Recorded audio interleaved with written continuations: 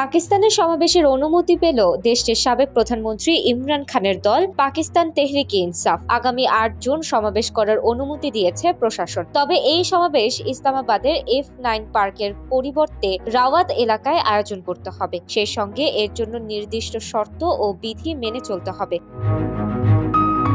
দেশটির প্রশাসনের পক্ষ থেকে বলা হয়েছে, পিটিআই এর পক্ষ থেকে ফাতেমা জিন্নাহ পার্ক এলাকায় সমাবেশের জন্য অনুমতি চেয়ে আবেদন করা হয়েছিল। এর জন্য এসএসপি, গোয়েন্দা সংস্থা ও স্পেশাল ব্রাঞ্চের কাছ থেকে মতামত নেওয়া হয়। কিন্তু আইন শৃঙ্খলা রক্ষাকারী কর্তৃপক্ষ বলেছে, পরিস্থিতি বিবেচনায় ইসলামাবাদে তাদের সমাবেশের অনুমতি দেওয়া সম্ভব নয়। এর পরিবর্তে তাদের রাওয়াত এলাকায় সমাবেশ করতে বলা হয়। এর জন্য ৩৯টি শর্ত দেওয়া হয়েছে। এর আগে সমাবেশের অনুমতি পেতে লাহোর হাইকোর্টে আবেদন করেন পিটিআই চেয়ারম্যান গৌহার খান। পিটিশনে যুক্তি দেওয়া হয়েছে যে পিটিআই একটি রাজনৈতিক দল এবং যখনই এটি একটি সমাবেশ বা সমাবেশের ঘোষণা দেয়, পুলিশ তাদের কর্মীদের গ্রেফতার এবং হয়রানি শুরু করে।